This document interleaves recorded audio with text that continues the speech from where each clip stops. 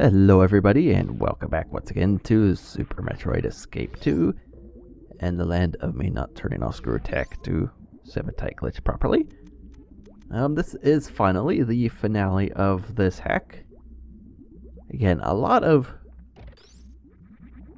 interesting stuff, a little bit more to come in the escape, though that's really just some shine sparking things and one final surprise of sorts. Also, a recharge station for some reason? I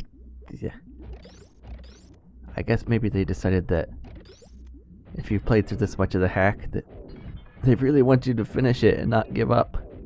I don't know. I really don't know.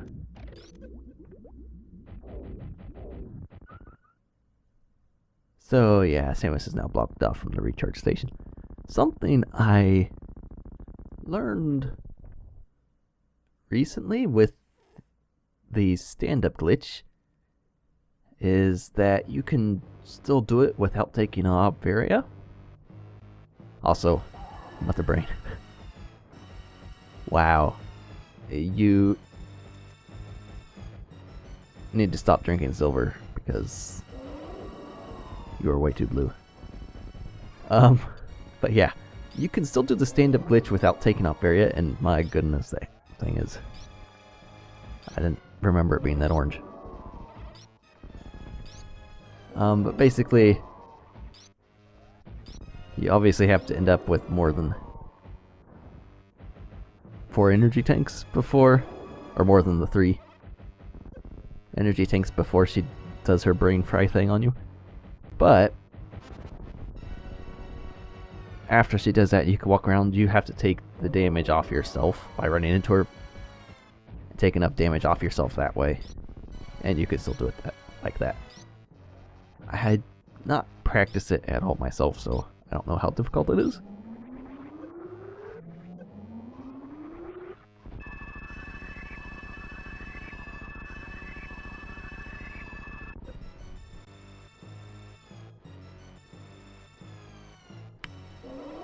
So, yeah, just your basic Mother Brain fight. Nothing really interesting, which has been the story of this hack for the past...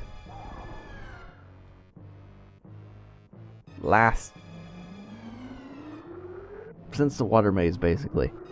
Nothing really interesting. I think that's the problem a lot of hacks have. I mean, it's not that it's badly made, in a sense, but it's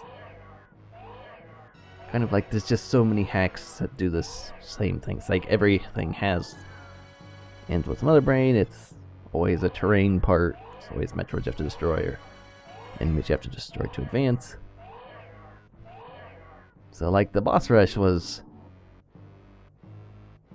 the one thing that set it apart a little bit. But still, like the back half of the hack, I imagine the first half of the hack, for me, it would have been a lot more like that had I not had help through that first half. Because the first half was when the hack was the most fun, honestly. There was new things and whatnot. It was kind of exciting. I was going around getting places, and then just really, really bogged down. And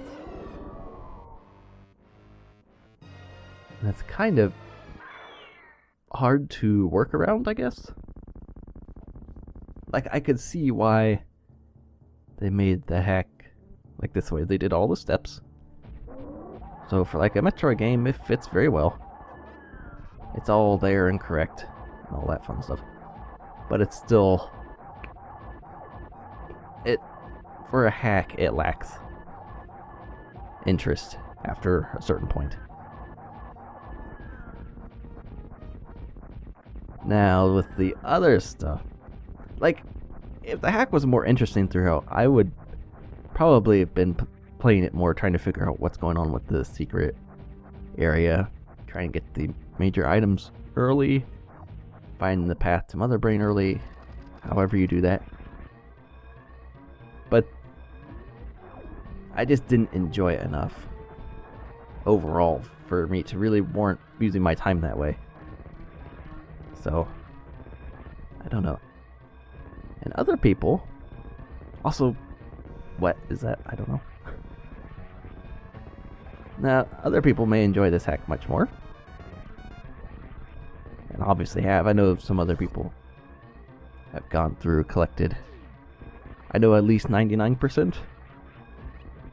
So, obviously, it's not that the hack is terrible, but there's really nothing super new and exciting, I guess.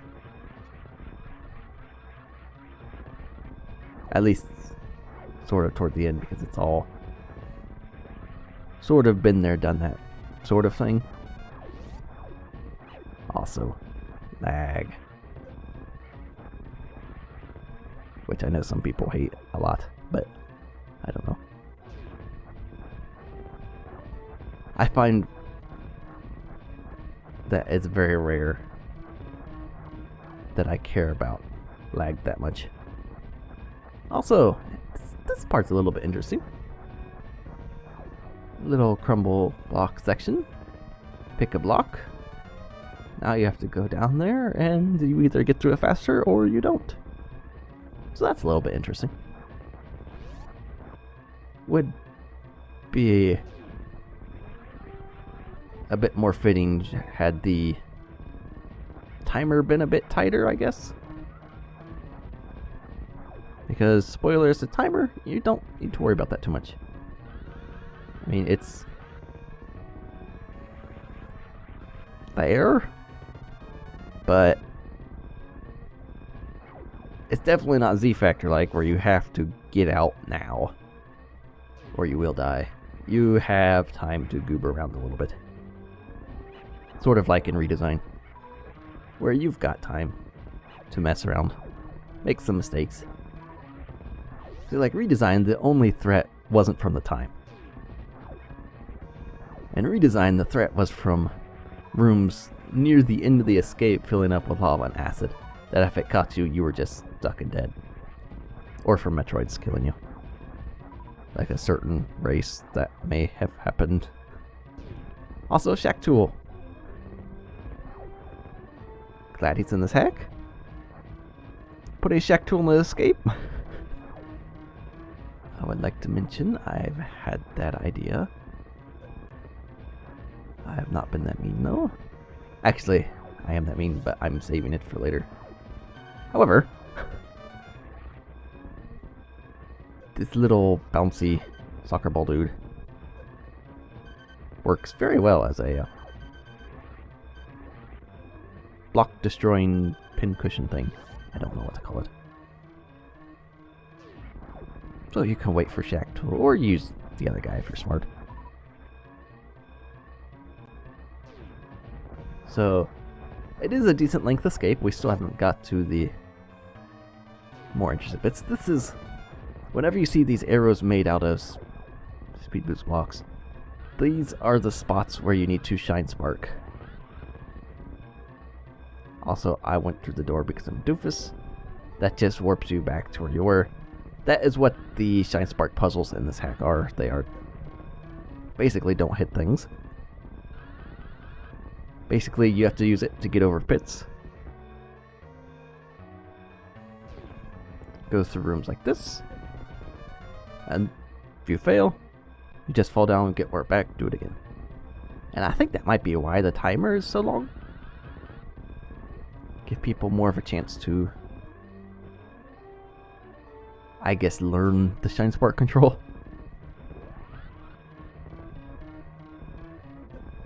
Yeah.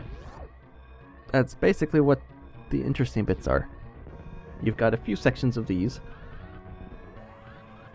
which I do like that they put this in during the escape and gave you plenty of time so you could mess up and still be alright. I like that they did that, honestly. Well, it's not my favorite thing. It makes you do it. They give you some sort of pressure with the timer, but it's still not terrible because the timer really isn't that bad. You have time, you can make mistakes. So I kind of like that. So we had a few. There's at least one more later. Actually, there might be two more. I don't quite remember. I know there's at least one more. However, there is still another surprise in this escape. And it is quite interesting. So once again, if it's Planet Spore Spawn, I'll just say that.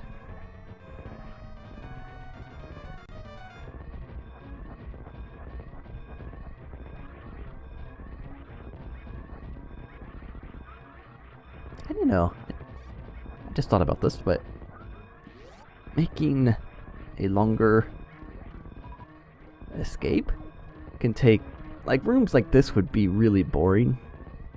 Well, maybe not really boring, but somewhat boring and obnoxious. Just thrown in some area back to back to back like this. Good job, Shine Spark and their genius. However, in an escape, it's more interesting. Like, the first time through an escape, you have no idea how long it is, how much time buffer you've got to make mistakes or whatever.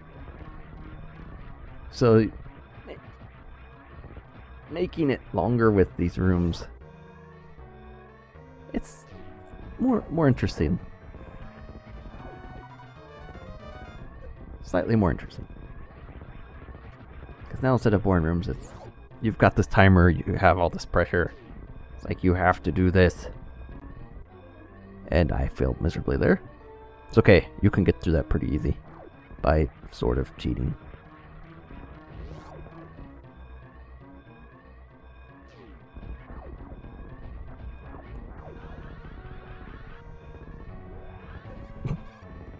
Yeah, basically, if you Shine Spark through it, it's much easier. Just have to make sure you get the door open. And it might be a little tricky to get your Morph Ball through the things, or your Shine Spark through the things, but it really isn't that bad.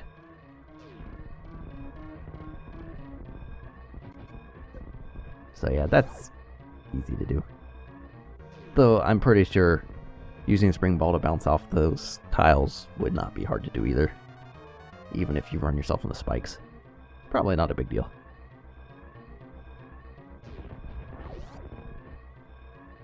So yeah, we are going all over the place in this sector. Still a lot of time left. Still a little bit of escape left. And that's something else with escape rooms. Is that not only can, like, boring rooms be much more exciting just because the presence of a timer. Because players know if timer runs out, that's it. They're dead. Oh yeah, and try not to fall too far. Yeah, I may have fell for a while there. So try not to do that. But like with escape rooms, you don't have to worry too much about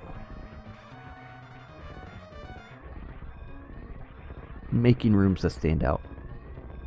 Like rooms and areas, you always kind of want to make some look a little bit different. That way, a player can use it as a reference or a landmark. And if you do that right, that's really, really useful for the player. Also, yes, the elevator stopped.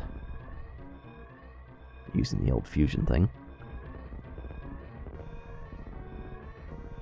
But yeah, I mean that you don't have to make landmark rooms in the escape. Basically, they can just be,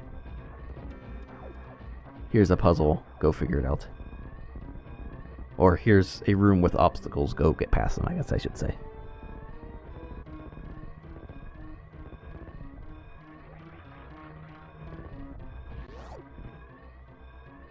So I'm not sure why those shutters were not moving, but I am okay with that. I kind of wonder if they were all horizontal shutters that moved pretty fast originally. Just decided that was too much? Maybe? Also like how the explosion stuff is blue. Of all colors, of course, the planet exploding had to be mostly in blue. And what else would it be in this hack? So yeah, don't fall down there. I'm assuming that's bad. It's like a little trap. And yeah, we are pretty far away from the ship right now.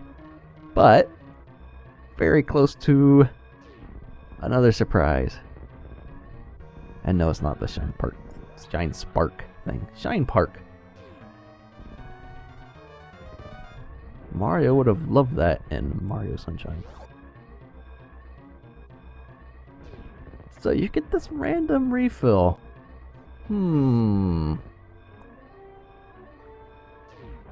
What is going on there? Well, some gates which you need to take care of, so okay, so refill sort of makes sense, but there's an eye door.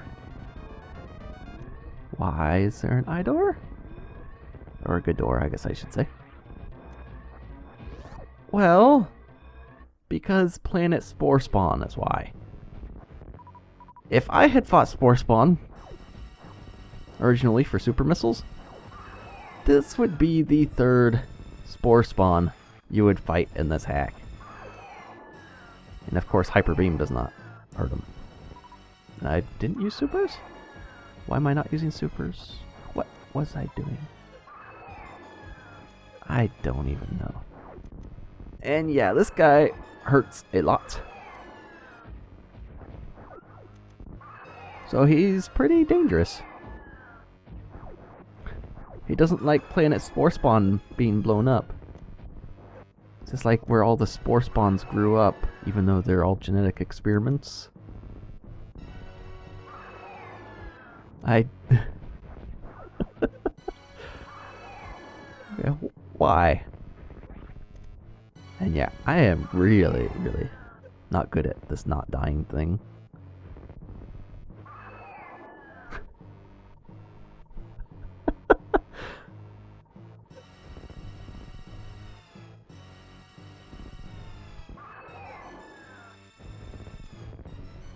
So, it's a good thing that one missile destroyed him, because I was going to get blown up by Spore Spawn if it didn't work. But yeah, there is Spore Spawn in the escape as well, so we'll make a grand total of 3. It's like, why is he there, but Gold Treezo couldn't show up the first time? Maybe Gold Treezo doesn't show up because you didn't defeat Spore Spawn initially? I don't know, actually. But yeah, that's interesting. Also smart to remove the save station. Could have left the energy thing in there, the health recharge, because yeah, after that Spore Spawn, it's over fast, but you're over fast too, because that thing deals like a tank and a half worth of damage.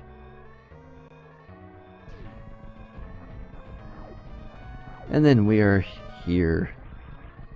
Room slightly changed. You just need to find a way around, which honestly is not that hard. Although neither of those doors are open. It's like,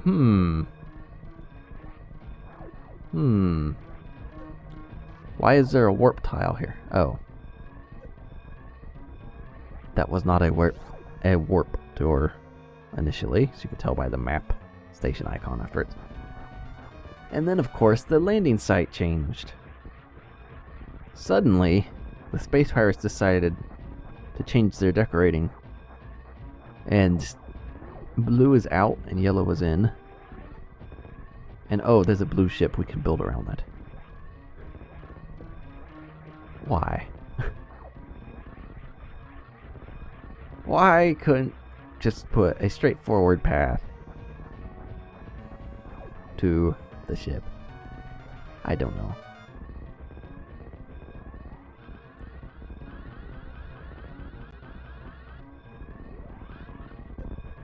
And yeah, that was very stupid.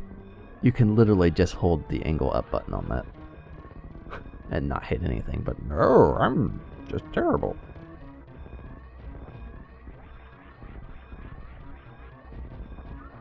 So yeah, despite everything, I am still getting back to the ship with about 7 minutes left on the escape timer.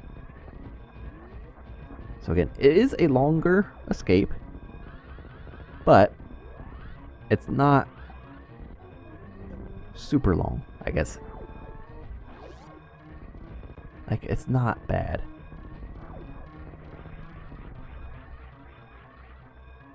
And there's the ship. That is Escape 2.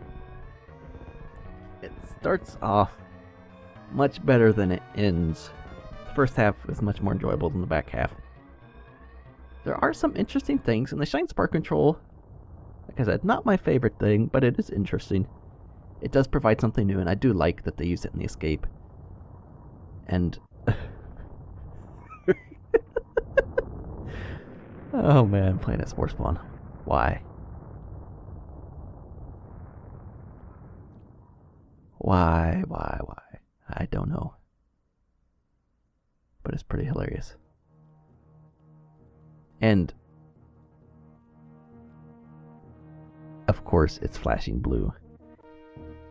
Because everything in this hack is blue.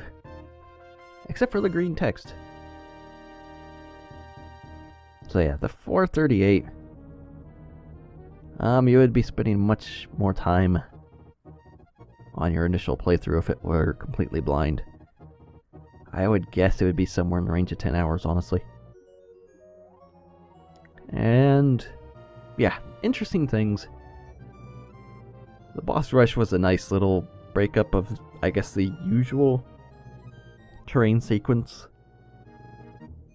And otherwise, the hack, I would say it's worth at least one playthrough, but it does have all that other stuff, but it doesn't really interest me that much more to really figure that stuff out myself, so I don't know. I would still say give the hack at least one playthrough. It's interesting enough for that. But otherwise, I don't know. I don't know what more you'd be getting out of it on any subsequent playthroughs, unless you're really into finding that stuff, so. 64% is a good percent. By a good percent, I mean it's 64, like Nintendo 64. Otherwise, a good percent would be 90 something. So anyway, that was Escape 2. And, like I said, give it a shot. It's worth at least one playthrough. And that does it for this hack. And we will be seeing you for some more hacks, whatever I end up doing in the future. So thanks for watching, and we will see you for that.